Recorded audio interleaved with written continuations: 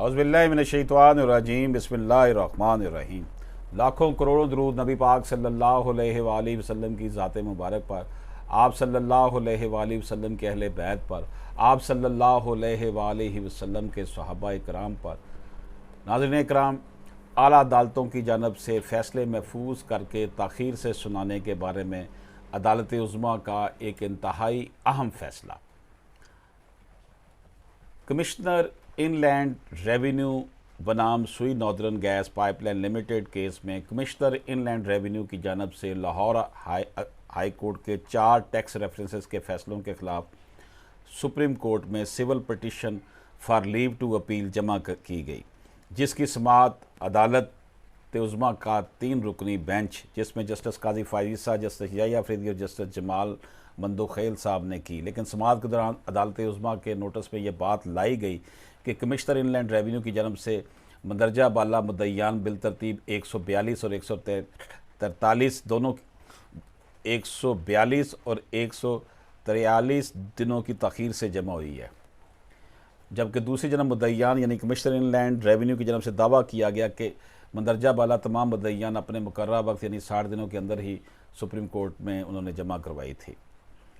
ये अहम फ़ैसला जस्टिस काजी फायज़ा साहब ने लिखा और ये PLD 2023 सफ़ा 241 में इसे नरेट किया गया। मुद्दईयान के वकील की जानब से अदालत के सामने ये बात रखी गई कि लाहौर हाई कोर्ट के जिस फैसले के खिलाफ मुद्दईयान ने सुप्रीम कोर्ट से रजू किया है, वो फैसला 18 नवंबर 2021 को 4 टैक्सेस रेफरेंसेस के केस में समाअत के बाद लाहौर हाई कोर्ट ने महफूज किया। यानी समाअत के बाद ना तो फैसला लिखा और ना ही सुनाया गया। मुद्दईयान ने वकील की जानब से मज़ीद कहा कि ना तो फैसले के हवाले से हमें कोई नोटिस मिला और ना ही फैसले में कोई तफसील दर्ज है कि यह कब सुनाया गया और कब लिखा गया। मुद्दईयान के वकील ने अदालत के सामने ये बात भी रखी कि 28 नवंबर 2021 को हमने फैसले की नकूल के लिए दरख्वास्त दी थी, लेकिन वो इस वजह से वापस हो गई थी कि फ़ैसला तब तक नहीं लिखा गया था। और ये कि मुद्दईयान को फ़ैसलों का पता 24 मार्च 2022 को चला, जब फ़ैसले लाहौर अदालत आलिया की वेबसाइट पर अपलोड किए गए, जिसके बाद मुद्दईयान ने फ़ैसले के नकूल के लिए 11 अप्रैल के लिए 1 अप्रैल यानी 1 अप्रैल 2022 को दोबारा दरख्वास्त दी। मुद्दईयान की जानब से एक और सबूत ये रखा गया कि ब्लू स्लिप के मुताबिक फ़ैसले 31 मार्च को ही सुनाए गए और दस्तखत हुए।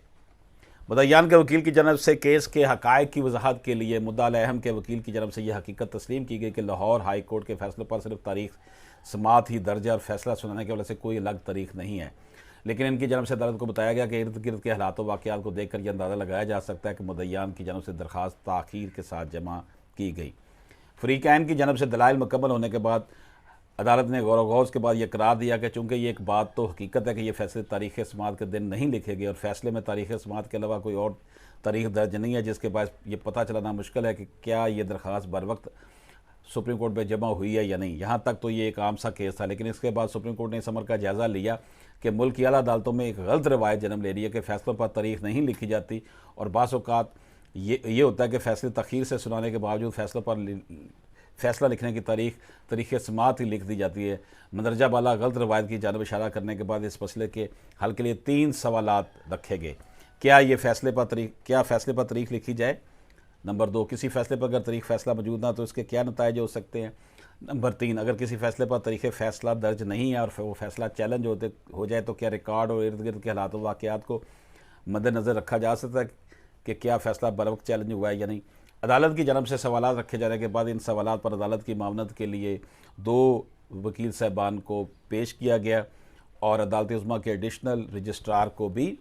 तलब किया गया। पहले सवाल के जवाब में अदालती मामून ने मजमूआ ज़ाब्ता दीवानी के मुख्तलिफ़ दफ़ात अदालत के सामने रखे, जिसमें आर्डर 20 रूल 1, 2, 3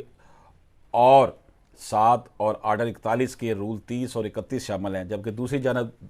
दूसरे अदालती मामून ने अदालत उज़्मा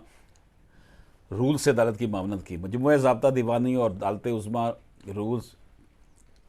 के मुख्तलिफ़ दफ़ात का जायज़ा लेने के बाद अदालत ने अदालत उज़्मा के पुराने फ़ैसलों का जायज़ा लिया। इंडिया, ढाका और अदालत उज़्मा के मुख्तलिफ़ फ़ैसलों का जायज़ा लेने के बाद अदालत इस नतीजे पर पहुंची है कि अदालत आलिया की जानब से बर वक्त फ़ैसला जो है सुनाया जाना लाजमी है और अगर किसी फ़ैसले पर तारीख़ फ़ैसला नहीं लिखा जाता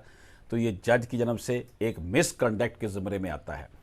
यहाँ पर जस्टिस साहब ने इस अमर की तरफ भी इशारा किया कि चूँकि अदालत उज़्मा के पास बाकी अदालतों पर चेक एंड बैलेंस का अख्तियार भी है, तो इसलिए लाजमी है कि हम खुद भी मंदरजा बाला असूलों की पासदारी करें। मजमूआ ज़ाब्ता दीवानी, अदालत उज़्मा रूल्स, आईन पाकिस्तान और अदालती नज़ायर का जायज़ा लेने के बाद अदालत इस नतीजे पर पहुंची कि पहले सवाल का जवाब यह है कि फ़ैसलों पर तारीख फ़ैसला लिखना लाजमी और ज़रूरी है, और तारीख फ़ैसला से मुराद फ़ैसला लिखे, सुनाने और दस्तखत करने की तारीख है। दूसरे सवाल का जवाब कुछ यूँ है कि फ़ैसलों पर तारीख न होने के नतीजे बड़े ख़तरनाक हो सकते हैं, क्योंकि अगर कोई फ़ैसला चैलेंज हो जाए और उस पर तारीख फ़ैसला ना और अदालत गलती से असल तारीख फ़ैसला का पता ना लगा सके तो इसके बड़े ख़तरनाक नतीजे हो सकते हैं। तीसरे सवाल का जवाब अदालत ने कुछ यूँ दिया कि फ़ैसलों पर तारीख फ़ैसला ना होने से एक तो अदालती अमले और अदालत के कीमती वक्त का भी ज़िया होता है। फ़ैसले के आखिर में अदालत ने लिखा कि अदालती फ़ैसलों पर तारीख ना लिख कर जज साहबान तनकीद से बचने की कोशिश करते हैं, ताहम इस तासर को ख़त्म करना होगा। चूँकि हमारे पास बाकी निचली अदालतों के एहतसाब का इख्तियार भी है, तो इस वजह से हमें खुद अपने अमल से मंदरजा बाला असूलों को अपनाना होगा। मंदरजा बाला तमाम अमूर की तरफ इशारा करने के बाद ऑनरेबल कोर्ट ने लिखा कि फ़रीक़ैन के दलाइल और रिकॉर्ड का जायज़ा लेने के बाद अदालत इस नतीजे पर पहुंची है कि ये तमाम दरखास्तें बरवक्त जमा की गई हैं, तो इसलिए इन दरखास्तों को बाकायदा समाअत के लिए मुकर्रर किया जाता है। सुप्रीम कोर्ट ने इस फैसले को तमाम आला अदालतों के रजिस्ट्रार साहबान को भेजने का हुक्म देते हुए लिखा कि आला अदालतों समेत तमाम जज साहबान फ़ैसलों पर तारीख फ़ैसला लिखने के पाबंद हैं, और तारीख फ़ैसला से मुराद फ़ैसला लिखने, सुनाने और दस्तखत करने की तारीख है। तो नाज़रीन इकराम, ये एक बहुत अहम जजमेंट थी जो आला अदालतों की जानब से फ़ैसले महफूज करके ताख़ीर से सुनाए जाने के बारे में सुप्रीम कोर्ट ने फ़ैसला दिया था, वो हमने आपकी खिदमत में पेश किया। अशरफ आसमी एडवोकेट को इजाज़त दीजिए। अल्लाह हाफ़िज़।